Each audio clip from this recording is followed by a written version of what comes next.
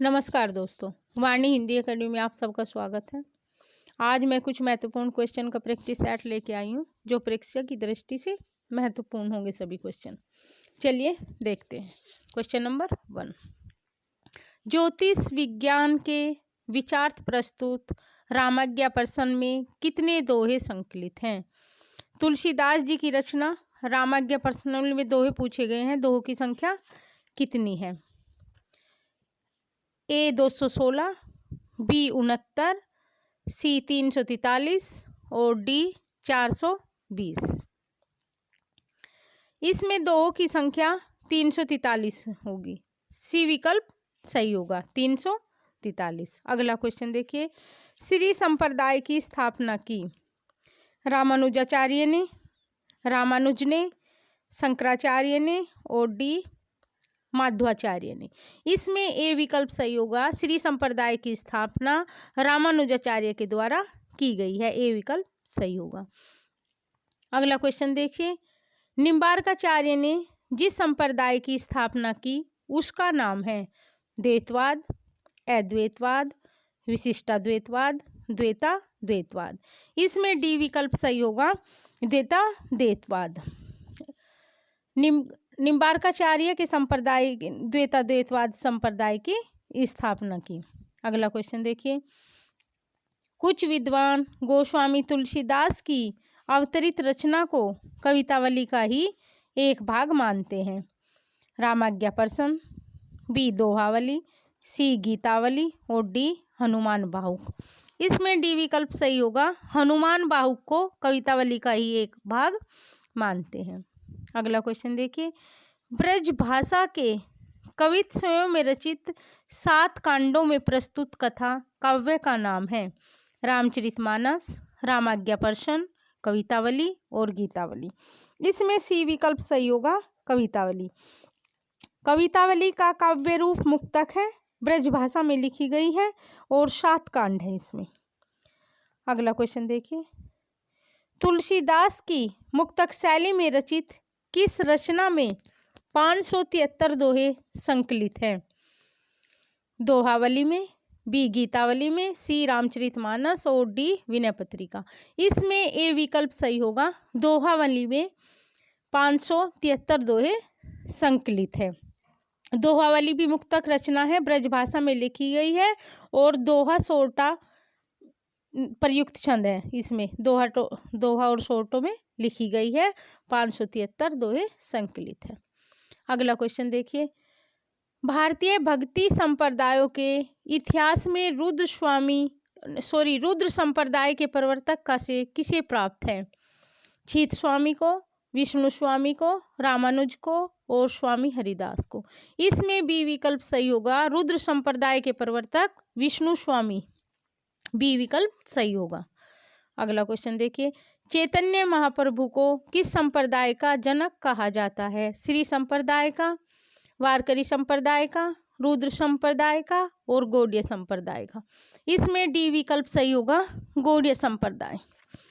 अगला क्वेश्चन देखिए, वैष्णव भक्ति को विविध रूपों में स्थापित करने वाले अधिकांश आंदोलन किस समय चले? 11वीं शताब्दी से 13वीं शताब्दी के मध्य, बी 13वीं शताब्दी से 15वीं शताब्दी के मध्य और सी 11वीं शताब्दी से 16वीं शताब्दी के मध्य और डी 15वीं शताब्दी से 17वीं शताब्दी के मध्य तक। इसमें सी विकल्प सही होगा, अधिकांश 11वीं शताब्दी से 16वीं शताब्दी के मध्य, सी विकल्प सही होगा। अगला क्वेश्चन देखिए, वैष्णव भक्ति के पहले आचार्य माने जाते हैं रामानुज, बी रामानुजाचार्य, सी विष्णु स्वामी और डी वल्लभाचार्य। इसमें बी विकल्प सही होगा, वैष्णव भक्ति के पहले आचार्य रामानुजाचार्य जी हैं, बी विकल्प सही होगा। अगला क्वेश्चन देखिए, हरिदास या सखी संप्रदाय के जनक थे स्वामी हरिदास, बी विष्णु स्वामी, सी चैतन्य महाप्रभु और डी हित हरिवंश। इसमें ये विकल्प सही होगा, हरिदासी संप्रदाय को सखी संप्रदाय के नाम से भी जाना जाता है और इसके जनक स्वामी हरिदास जी हैं। ये विकल्प सही होगा।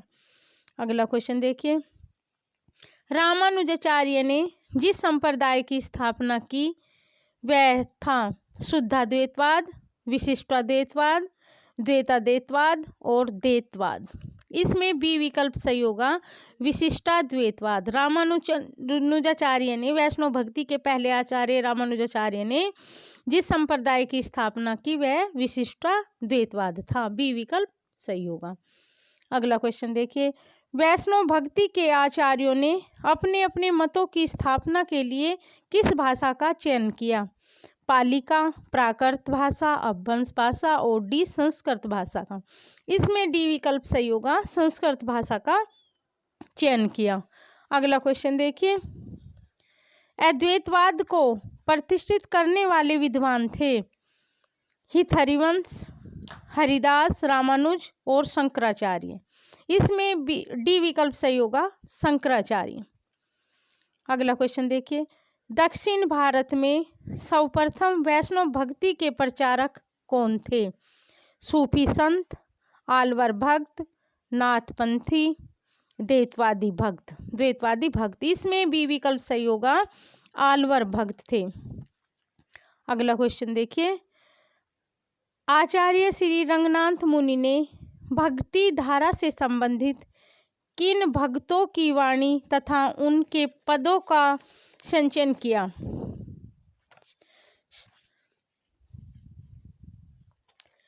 सूफियों के, बी संतों के, सी आलवर भक्तों के और डी कृष्ण भक्तों के।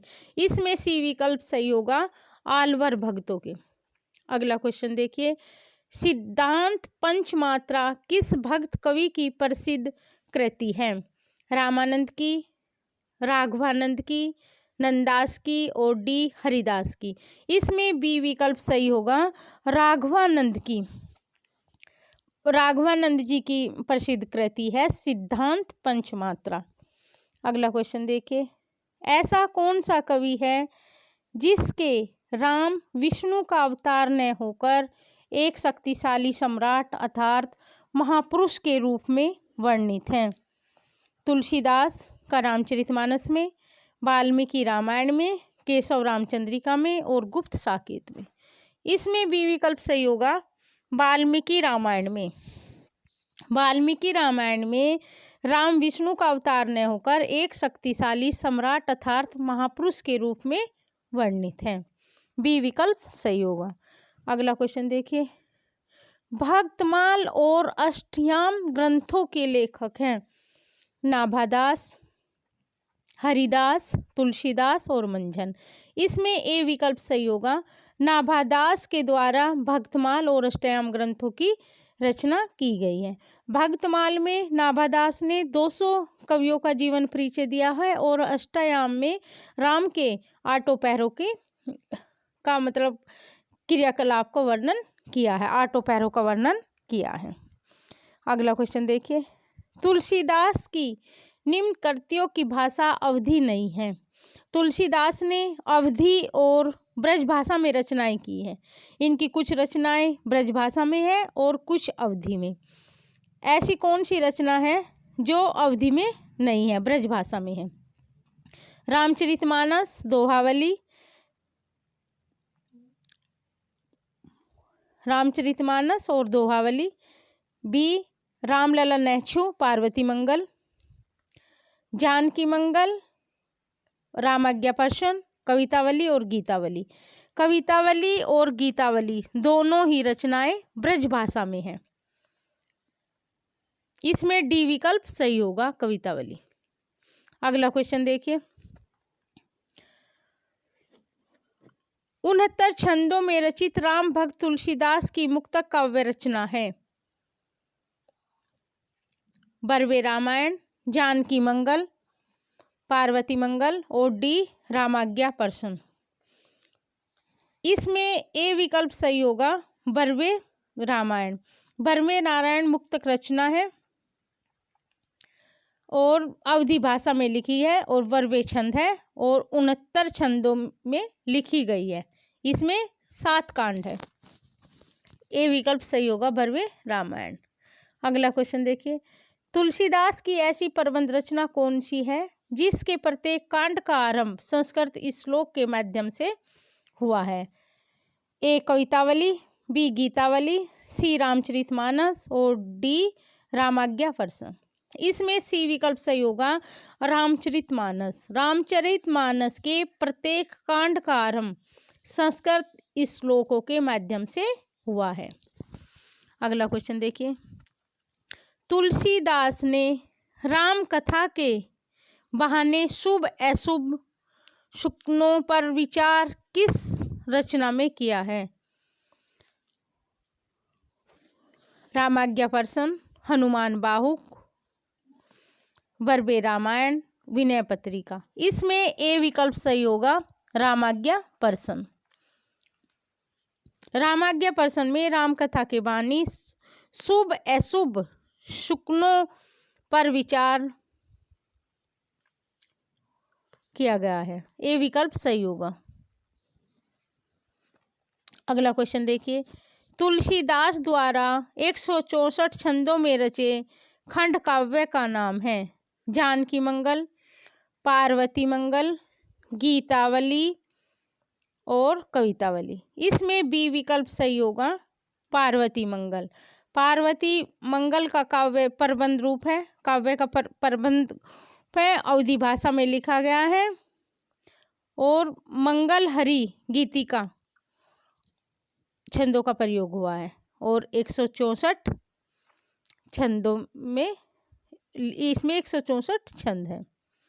अगला क्वेश्चन देखिए, राम भक्त कवि नाभादास किस कवि के समकालीन थे? चंद्रवरदाई, तुलसीदास, कविवर भूषण और भारतेंदु हरिश्चंद्र। इसमें बी विकल्प सही होगा, तुलसीदास।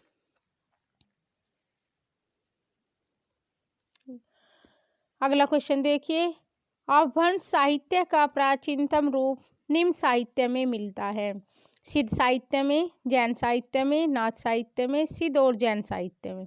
इसमें डी विकल्प सही होगा, अपभ्रंश साहित्य का प्राचीनतम रूप सिद्ध और जैन साहित्य में मिलता है। डी विकल्प सही होगा।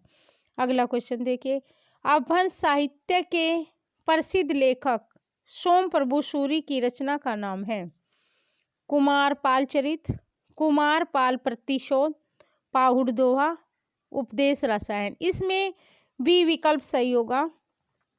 अगला क्वेश्चन देखिए, दार्शनिक विचारों के वर्णविषय के रूप में प्रस्तुत करने वाली कृति पाहुड़ दोहा के रचयिता कौन थे? मेरुतुंग, बी जिंदत, सी राम सिंह और डी पुष्पदंत। इसमें सी विकल्प सही होगा, पाहुड़ दोहा के रचयिता राम सिंह है। सी विकल्प सही होगा। अगला क्वेश्चन देखिए, अपभ्रंश भाषा को व्यवस्थित व्याकरणिक रूप देने वाली पुस्तक हेमचंद शब्दानुशासन तथा चरित काव्य कुमार पाल चरित के लेखक का नाम है?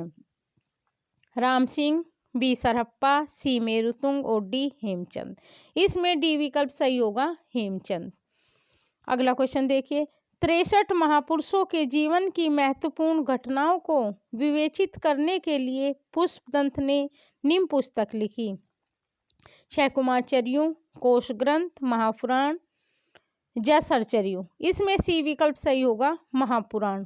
महापुराण में 63 महापुरुषों का जीवन की महत्वपूर्ण घटनाएं का वर्णन है। अगला क्वेश्चन देखिए, भविष्य की कथा कहने के प्रयास में रचित पुस्तक भविष्यत कहा के रचनाकार हैं?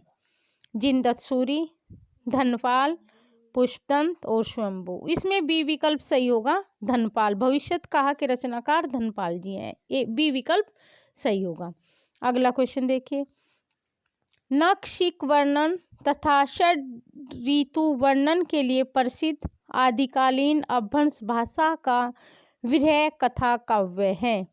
भविष्यत कहा, जसरचर्यु, संदेश रासक, उपदेश रसायन।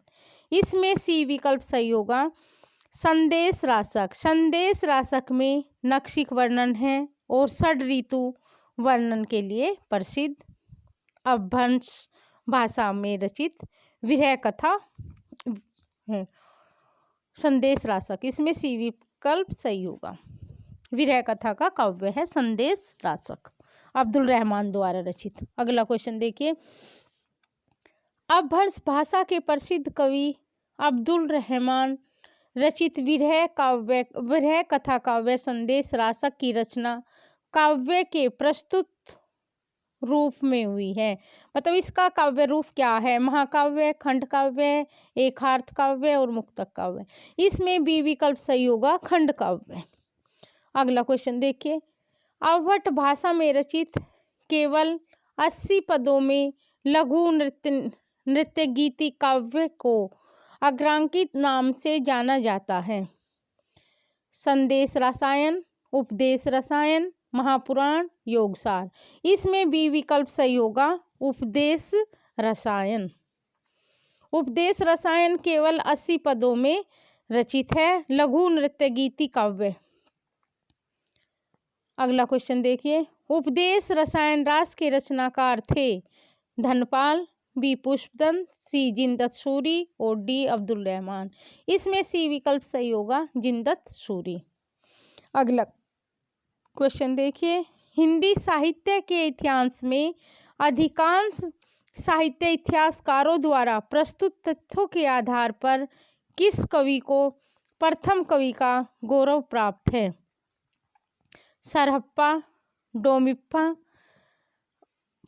पुष्प और शंभु। इसमें डी विकल्प सही होगा, शंभु। अगला क्वेश्चन देखिए, राम कथा शंभु, लेकिन सरहप्पा को हिंदी का प्रथम कवि, अधिकांश विद्वानों के द्वारा सरहप्पा को भी हिंदी का प्रथम कवि स्वीकार किया गया है।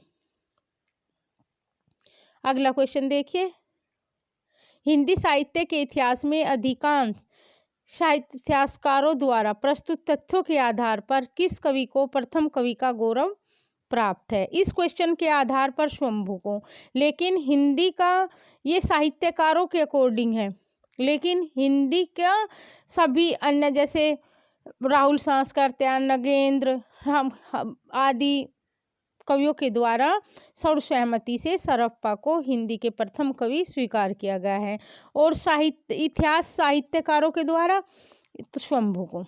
अगला क्वेश्चन देखिए, राम कथा पर आधारित अपभ्रंश काव्य रचना का नाम है?